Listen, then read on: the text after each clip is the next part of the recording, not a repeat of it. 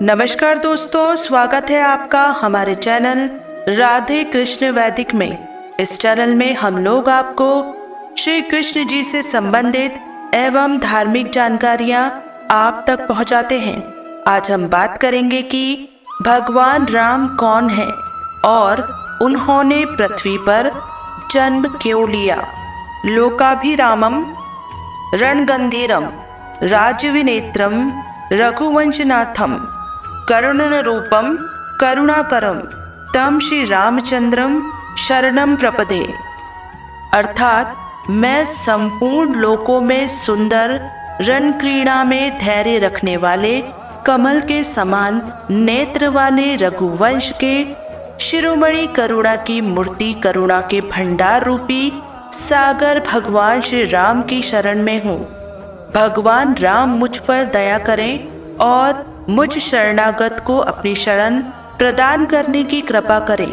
आज की प्रस्तुति में हम आपको भगवान श्री राम के स्वरूप और उनके इस धरा भूमि पर जन्म लेने के विषय में एक छोटी सी जानकारी देने का प्रयास कर रहे हैं। बात त्रेता युग की है, जब धरती पर राक्षसों के राजा रावण के अत्याचारों से तीनों लोक तथा उनमें रहने वाले सभी प्राणी, पृथ्वी, ऋषि, मुनि, देवता और गंधर्व इत्यादि सभी दुखी हो चुके थे।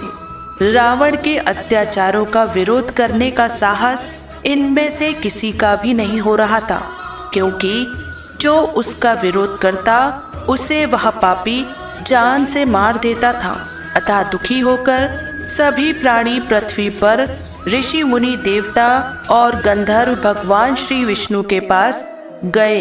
सभी ने भगवान श्री विष्णु का वंदन किया, प्रणाम किया। उनसे अत्याचारी राक्षस रावण से अपनी रक्षा की प्रार्थना की।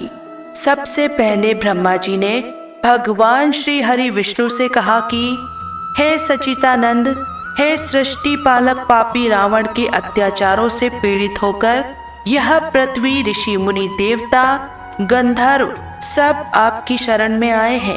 इनकी रक्षा कीजिए भगवान, इनकी रक्षा कीजिए। तब देवराज इंद्र ने भगवान श्री हरि से कहा, हे प्रभु, पृथ्वी पर धर्म और सत्य का नाश हो रहा है। आपकी शक्तियां बढ़ रही हैं। राक्षसों का राजा रावण अहंकार के मध्य में चूर होकर तीनों लोकों को अपने पास तले रोंदने को तैयार है। देव, दानव, मनुष्य कोई भी आपके सामने आने की हिम्मत नहीं करता, क्योंकि स्वयं ब्रह्मा ना हो महादेव ने उसे वरदान दिया है कि देव, ना दानव, नाग, किन्नर, गंधर्व किसी के हाथों से वह मरा नहीं जाएगा। तब माता पृथ्वी ने भी भगवान श्री हरि विष्णु से कहा कि हे प्रभु, आपकी सृष्टि का भार धारण करना मेरा धर्म है, परंतु जब धर्म की जगह अधर्म का राज होता है तो धर्म से अनाचार, अनाचार से भ्रष्टाचार और भ्रष्टाचार से अत्याचार की ज्वाला भड़क उठती है। जब अत्याचार इतने बढ़ जाते हैं तो देखिए, पाप की ज्वाला से मेरा शरीर जलने लगता है। प्रभु, मेरी रक्षा कीजिए। फिर देवराज इंद्र ने कहा कि हे करुणा निधान पृथ्वी, त्राही त्राही कर रही है। तो दोस्तों, आगे बढ़ने से पहले वीडियो आपको पसंद आ रही हो तो चैनल को सब्सक्राइब जरूर से करें। जब वह अभिमानी चलता है तो ऐसा प्रतीत होता है कि मानव वह धरती को अपने पैरों तले कुचल रहा हो।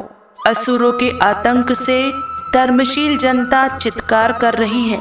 उसके सैनिक लोगों को तराश दे रहे हैं, रक्षा साधुजनों का खून पी रहे हैं। प्रभु, आज और मानव की मानवता बचाने वाला कोई नहीं है। राजा, आवाज वह अवस्था आ गई है कि यदि कोई धर्म और सत्य के रास्ते पर चलने की कोशिश करे तो वह जीवित नहीं रह सकता। आज हर प्राणी पाप और भ्रष्टाचार के रास्ते पर चलने को विवश किया जा रहा है। तब भगवान भोलेनाथ भी प्रकट हुए और उन्होंने भगवान श्री हरि से कहा कि हे सच्चिदानंद, जब ऐसी अवस्था आ जाए तो सत्य की रक्षा के लिए किसी महान शक्ति का अवतार लेना आवश्यक हो जाता है। हे सर्वेश्वर, आपने जो कर्म का विधान बनाया है उसके अनुसार जो भी कर्म करेगा, परिश्रम करेगा, तपस्या करेगा, उसे शक्तियां अवश्य प्राप्त होंगी। हे प्रभु, इस विधान को निभाना आपका कर्तव्य है।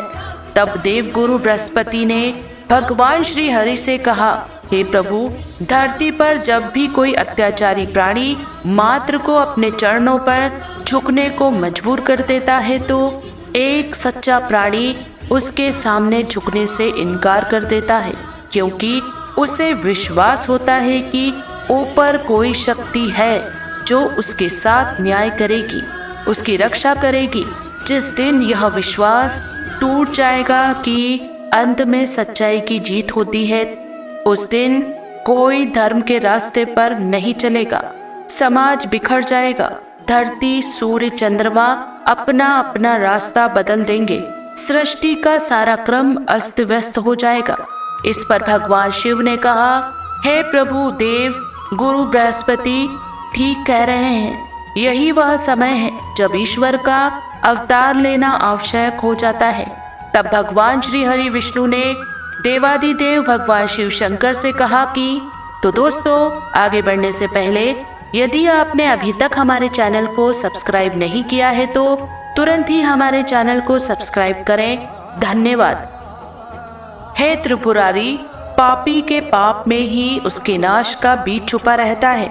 जो रावण यह समझता है कि उससे बढ़कर कोई शक्ति नहीं रही, तो उसका नाश भी इस अहंकार में छुपा हुआ है। उस अहंकार के कारण उसने वरदान मांगते समय मनुष्य और वानर के हाथों ना मरने का वरदान नहीं मांगा था।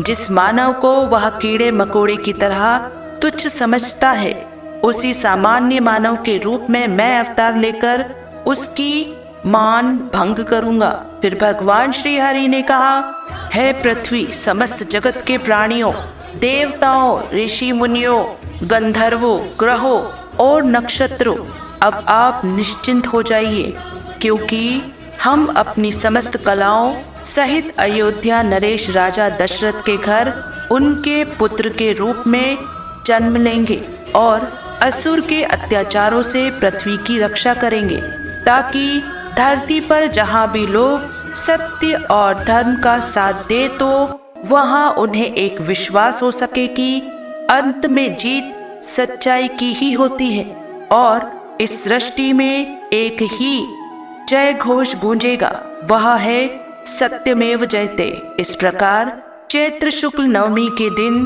त्रेता युग में रघुकुल शिरोमणि अयोध्या नगरी के महाराज दशरथ एवं महारानी कौशल्या के घर भगवान श्री हरि विष्णु जी ने उनके पुत्र भगवान श्री राम के रूप में जन्म लिया। भगवान श्री राम के जन्मोत्सव को देखकर देवलोक भी अयोध्या के सामने फीका लग रहा था। सभी देवता, प्राणी, ऋषि मुनि, गंधर्व, किन्नर, चारण, गोमाता, ग्रह और नक्षत्र इत्यादि जन्मोत्सव में शामिल होकर आनंद उठा रहे थे। तो यह थी भगवान श्री राम और उनके इस धरा भूमि पर जन्म लेने के विषय में एक छोटी सी जानकारी। हम आशा करते हैं कि आपको यह जानकारी अच्छी लगी होगी। अगर अच्छी लगी हो तो वीडियो को लाइक करें और हमारे चैनल को सब्सक्राइब करने का कष्ट करें। अगर आपने हमारा चैनल पहले से ही सब्सक्राइब कर रखा है तो इसके लिए हम हृदय की अनंत गहराइयों से आपका कोटि कोटि धन्यवाद करते हैं। अपनी अगली प्रस्तुति में हम आपको एक नई जानकारी देने का प्रयास करेंगे। एक बार फिर से आपका बहुत बहुत धन्यवाद। जय जय श्री कृष्ण, हर हर महादेव, जय श्री राम।